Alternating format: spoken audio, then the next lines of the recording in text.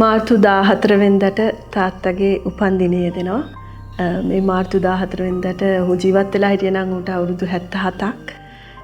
තාත්තා විවිධ ක්ෂේත්‍රවල නියැලුණා. කලාවේ හැම අංශෙම වගේ තාත්තා දායක වුණා.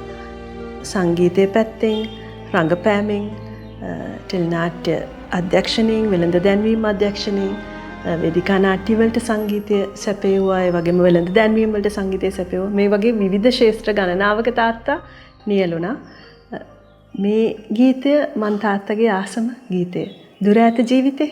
කැමති ඔබේ මතක අවදි කරන්න ලක්ෂ්මන් විජේසේකර සංගීතවත් කොට ලකීම ගැයූ දුර ඈත ජීවිතයේ ගීතය පිළිබඳව. අතීතය සහ අනාගතය එක් කරමින් මිළඟ ගීත ගායන්නට ඇරයුම් කරන්නේ අපි විහංග විජේසේකරට.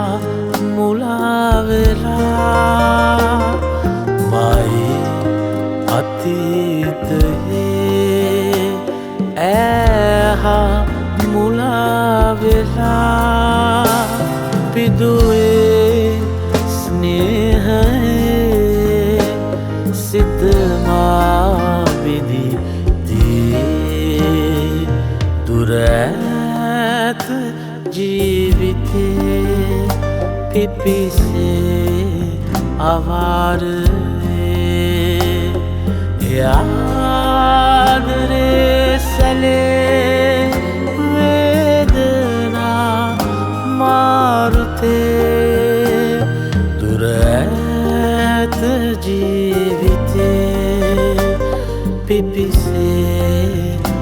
आवार